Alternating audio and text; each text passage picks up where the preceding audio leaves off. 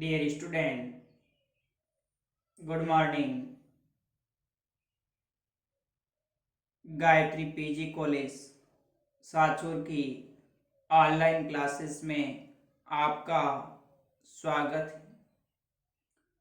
आज BSc BEd part first inorganic chemistry में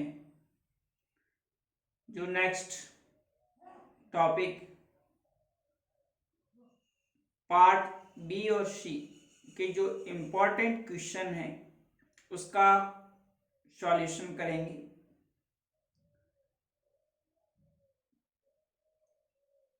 lecture number 15 में हमने डिस्कस किया था कि यूनिट जो सेकंड है उसके अंदर पार्ट ए में किस तरह से शॉर्ट क्वेश्चन पूछे जाते हैं, तो उसके बारे में हमने डिस्कस किया था। आज हम जो यूनिट सेकंड के पार्ट बी और सी के अंदर जो एग्जाम में सवाल पूछे जाते हैं उस पर डिस्कस करेंगे। तो देखिए, मैंने कुछ क्वेश्चन लिखे हैं जो पहले एग्जाम के अंदर पूछे गए थे। उसमें फर्स्ट क्वेश्चन है, वान डेर वाल बल क्या है, उचित उदाहरण देकर समझाइए। पार्ट बी और सी के अंदर जो क्वेश्चन पूछा जाता है वह हर यूनिट में से, पार्ट बी के अंदर 5 यूनिट है तो पांचों यूनिट में से एक एक सवाल पूछा जाएगा। और पार्ट सी के अंदर 7 क्वेश्चन पूछे जाते हैं, 5 क्वेश्चन पूछे जाते हैं और उनमें से आपको 3 क्वेश्चन करने होते हैं। उनमें से फर्स्ट यूनिट से भी हो सकता है, सेकंड यूनिट से भी हो सकता है, थर्ड यूनिट से भी हो सकता है, फोर्थ या फिफ्थ यूनिट से भी हो सकता है। तो बी पार्ट के अंदर जो सवाल पूछे गए थे उसमें देखिए किस तरह से सवाल पूछे गए हैं। पहला था कि वान डेर वाल बल क्या है और उसको उचित उदाहरण देकर समझाइए। 3.5 अंक का क्वेश्चन है। दूसरा है बॉर्न हेबर चक्र क्या है, बॉर्न हेबर साइकिल क्या है, उदाहरण सहित समझाइए। तीसरा क्वेश्चन है, समझाइए क्यों बेरियम सल्फेट जल में अविलय है जबकि मैग्नीशियम सल्फेट जल में विलय है। NaCl आयनिक पदार्थ होता है जबकि CuCl सहसंयोजक। ऑर्थोनाइट्रोफिनॉल का क्वथनांक पैरानाइट्रोफिनॉल से कम होता है, तो इसका रीजन आपको लिखना है कि ऐसा क्यों होता है। फोर्थ क्वेश्चन है, जालक ऊर्जा की परिभाषा लिखी, उन कारकों की विवेचना कीजिए जिन पर आयनिक यौगिकों की जालक ऊर्जा निर्भर करती है। और फिफ्थ क्वेश्चन है, NaCl की संरचना की विवेचना कीजिए तथा त्रिज्या अनुपात के आधार पर इसके उप सहसंयोजक संख्या व आकार बताइए। तो ये जो क्वेश्चन है बी पार्ट में इस तरह से पूछे जाते हैं। तो देखिए, जो फर्स्ट क्वेश्चन है वान डेर वाल फोर्स क्या है, उचित उदाहरण देकर समझाइए। इसको हमने लेक्चर नंबर 11 के अंदर डिस्कस किया था कि वान डेर वाल बल क्या होता है। वान डेर वाल बल विभिन्न जो परमाणु हैं या आयन हैं, जब वो एक दूसरे के निकट आते हैं तो उनके मध्य एक आकर्षण बल होता है। उस दुर्बल आकर्षण बल को हम वान डेर वाल बल कहा जाता है। उचित उदाहरण देकर समझाइए। तो वान डेर वाल बल अलग अलग प्रकार के होते हैं, जिसमें हमने द्विध्रुव द्विध्रुव आकर्षण बल, द्विध्रुव प्रेरित द्विध्रुव आकर्षण बल, प्रेरित द्विध्रुव आकर्षण बल और जो लंदन फोर्स होता है उसके बारे में डिस्कस किया था। तो ये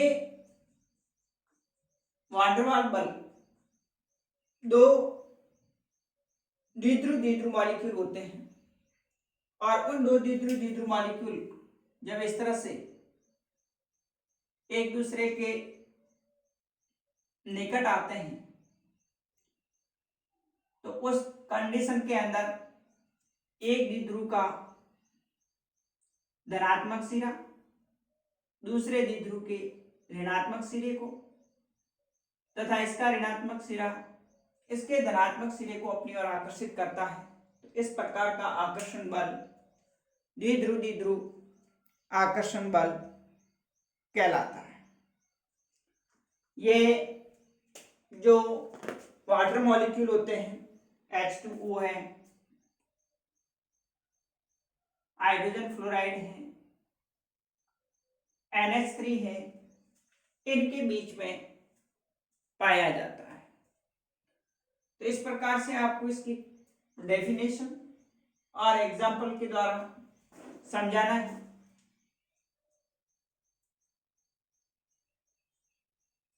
अगर इससे बड़ा सी पार्ट के अंदर क्वेश्चन पूछा जाएगा तो वांडरवाल जो फोर्स है उसके विभिन्न प्रकार की विवेचना कीजिए। तो उस कंडीशन में आपको उसके सारे के सारे अलग अलग जो हमने 4 प्रकार पढ़े थे उन चारों प्रकार को डिस्कस करना होता है। नेक्स्ट देखिए दूसरा बॉर्न-हेबर चक्र क्या है, उदाहरण सहित समझाइए।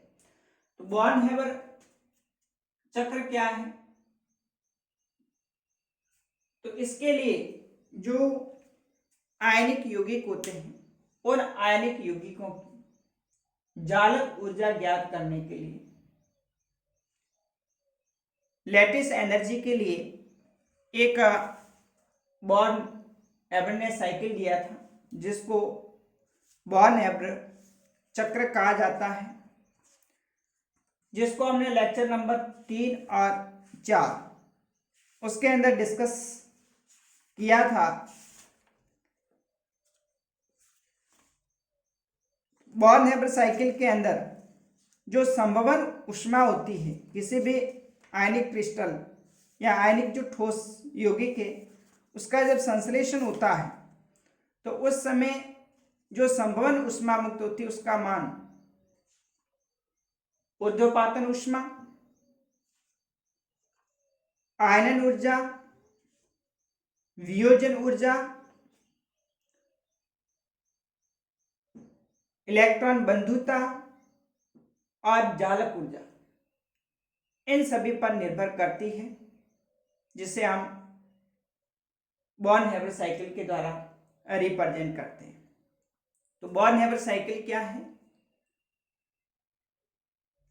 बॉर्न-हेबर साइकिल एक ऐसा उष्मागतिक चक्र है जिसमें जालक ऊर्जा को विभिन्न प्रकार की ऊर्जाओं एक साइक्लिक रूप से प्रभावित करने वाले कारकों के बीच में संबंध बताता है, तो उसको हम बॉर्न-हेबर साइकिल कहा जाता है। इसके लिए हमने एग्जाम्पल लिया था सोडियम क्लोराइड NaCl।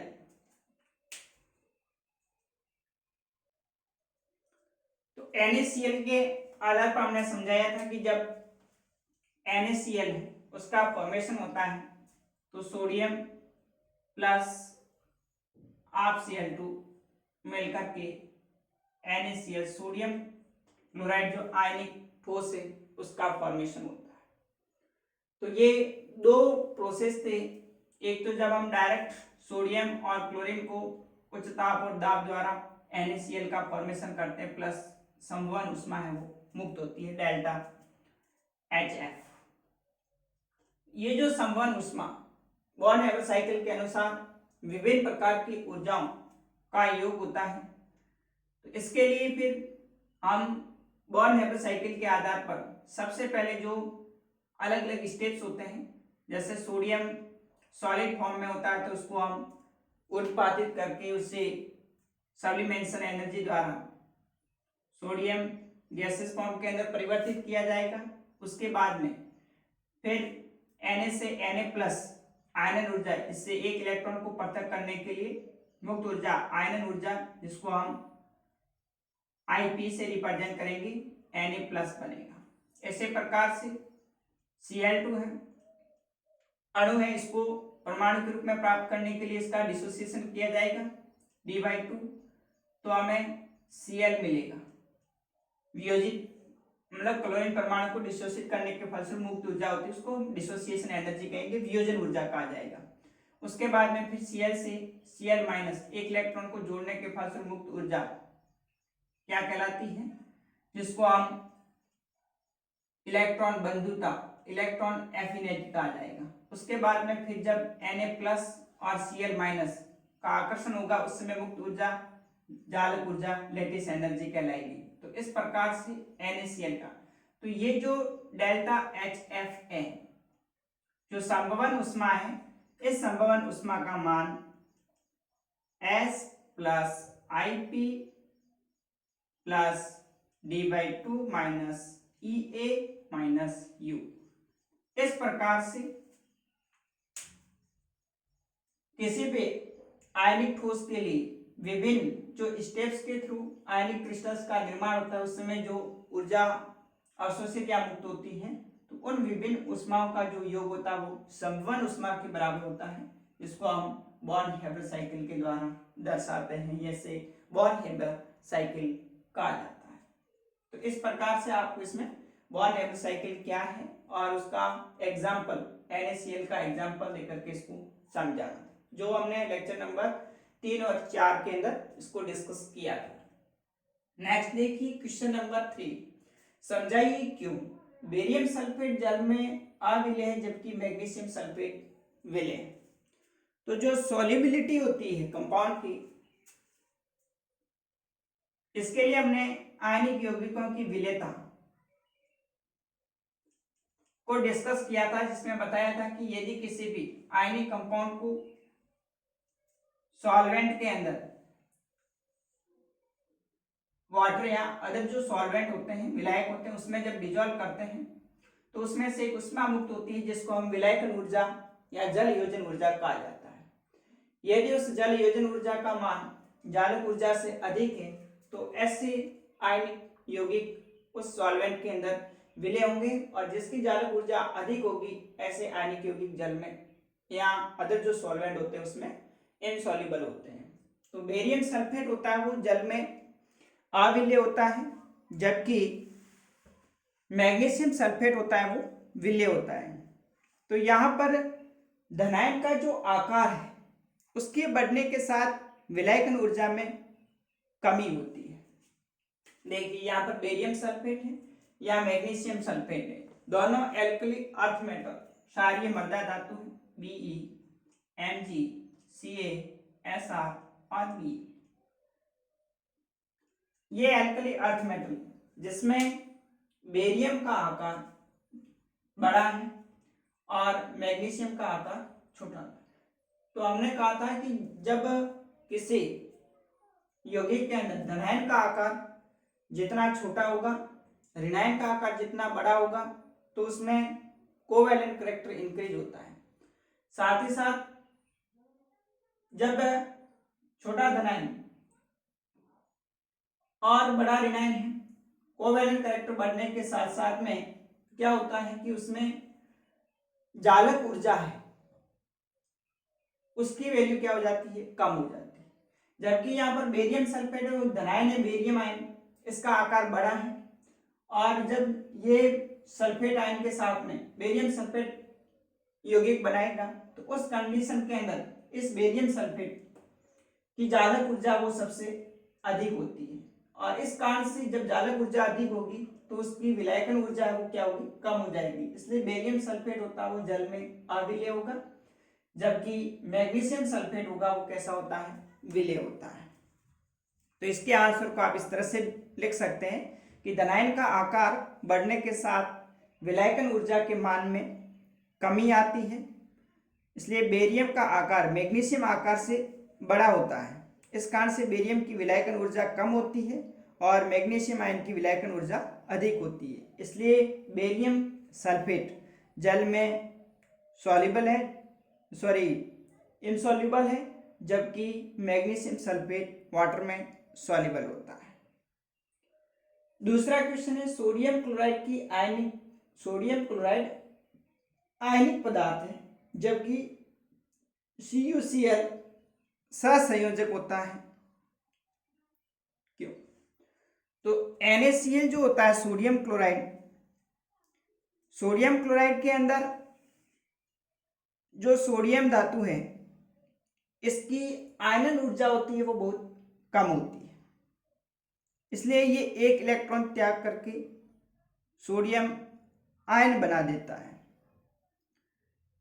जबकि कॉपर जो होता है ये डी ब्लॉक का एलिमेंट्स होता है, तो इसकी आयनन ऊर्जा होती है वो क्या होती है, अधिक होती है। जबकि सोडियम क्लोराइड एक क्षार धातु है जिसकी आयनन ऊर्जा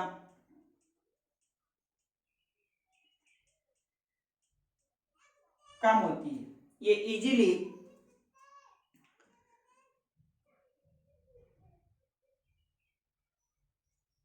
इसमें सोडियम क्लोराइड होता है उसकी आयनन ऊर्जा अधिक, और CuCl होता है उसकी आयनन ऊर्जा कम होती है। तो ये जो सोडियम आयन होता है वो इजीली एक इलेक्ट्रॉन त्याग करके Na+ आयन बना देता है।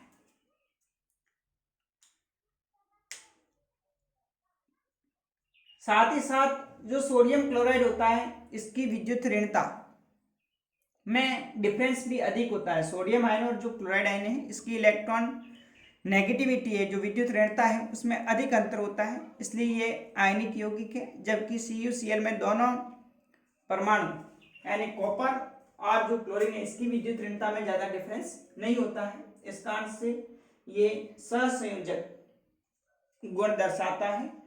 जबकि NaCl होता है वो एक आयनिक पदार्थ के रूप में होगा और CuCl एक सहसंयोजक यौगिक के रूप में उपस्थित होता है।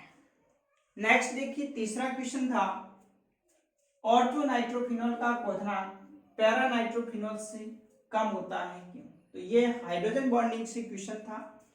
ऑर्थो नाइट्रोफिनॉल और पैरा नाइट्रोफिनॉल, ऑर्थो नाइट्रोफिनॉल के अंदर अंतः अणुक हाइड्रोजन बंध उपस्थित होता है। ये जो ऑर्थो नाइट्रोफिनॉल है इस ऑर्थो नाइट्रोफिनॉल के अंदर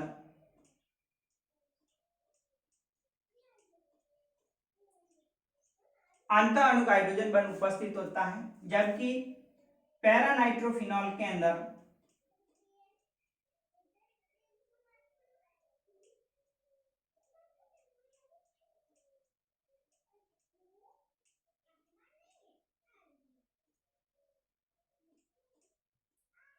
अंतराणुक हाइड्रोजन बंध उपस्थित होता है।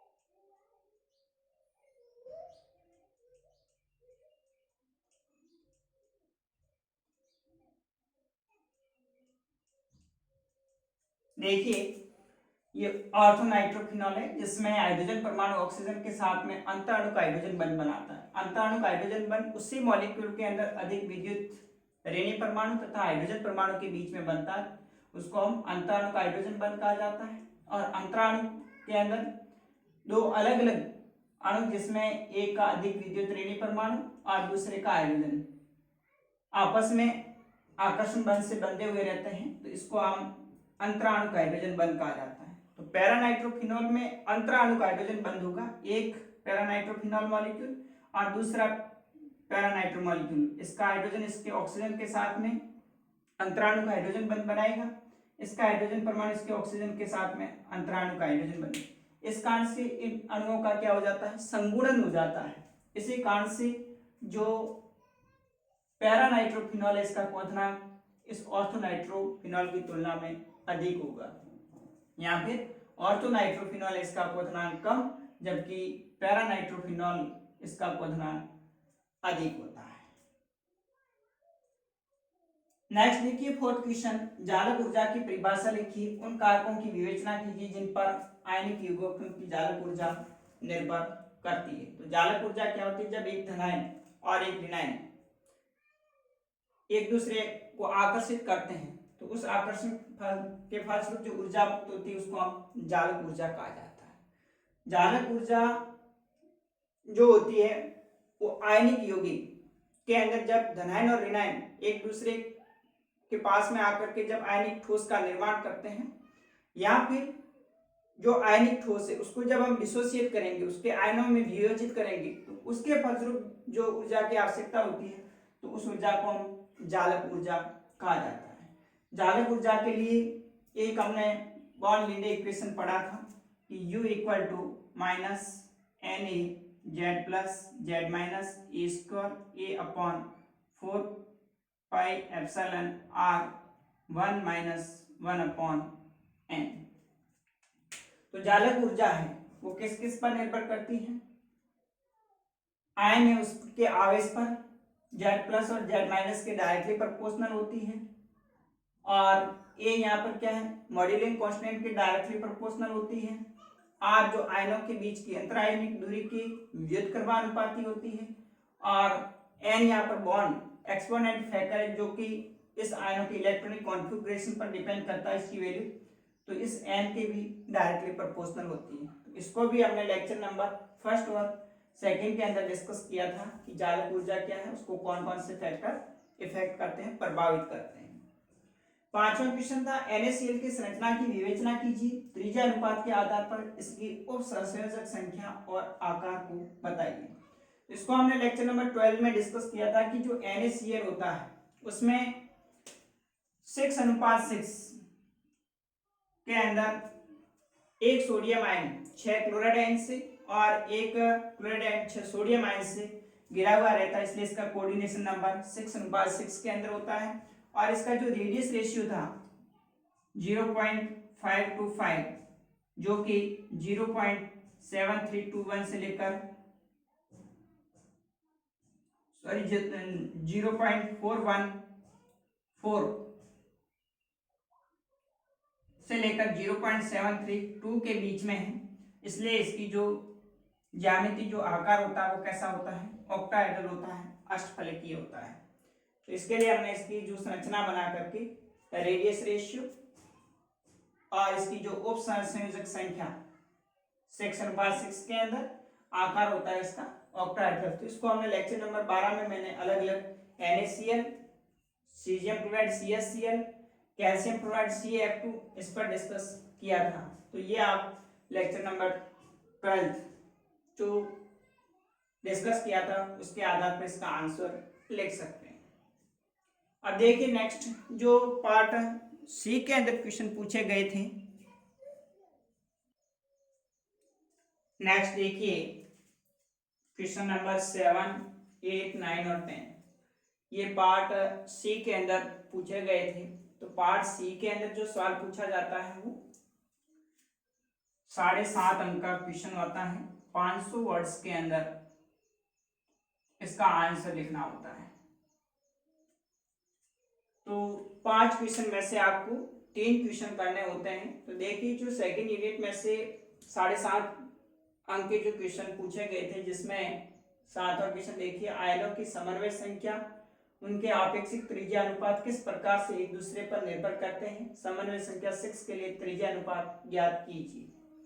तो यहाँ पर हमने कोऑर्डिनेशन नंबर और जो रेडियस रेशियो है उसको एक टेबल के द्वारा रिप्रेजेंट किया था कि जो रेडियस रेशियो, कोऑर्डिनेशन नंबर और उस आयनिक ठोस का क्या ज्यामिति होती है तो उसके बारे में आपको लिखना है। उसके बाद में जो समन्वय संख्या 6 यानी जो ऑक्टाहेड्रल अष्टफलकीय जो ज्यामिति वाले आयनिक ठोस होते हैं उनके लिए त्रिज्या अनुपात रेडियस रेशियो है उसको ज्ञात करना है। तो इसको हम लेक्चर नंबर 14 के अंदर डिस्कस किया था जिसमें ऑक्टाहेड्रल अष्टफलक के लिए किस तरह से हम त्रिज्या अनुपात ज्ञात करते हैं। नेक्स्ट देखिए क्वेश्चन नंबर 8 में हाइड्रोजन बंध क्या है, कितने प्रकार के हैं और ये बंध पदार्थ के गुणों को किस प्रकार प्रभावित करते हैं, विस्तार से समझाइए।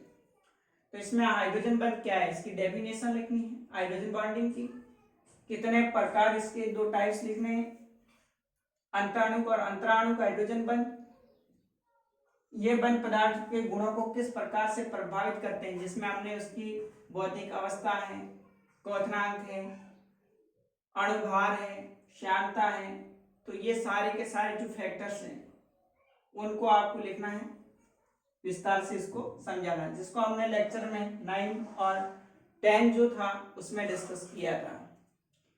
9वें क्वेश्चन में त्रिज्या अनुपात क्या है, रेडियस रेशियो क्या होता है, धनायन की त्रिज्या अपॉन ऋणायन की त्रिज्या। तो इसकी डेफिनेशन लिखनी है। यह समन्वय संख्या से किस प्रकार संबंधित है। तो जो रेडियस रेशियो होता है उसके बीच में, जैसे कोऑर्डिनेशन नंबर 2 है तो उसका जो त्रिज्या अनुपात 0 से लेकर के 0.155 के बीच में तो कोऑर्डिनेशन नंबर 2 होगा।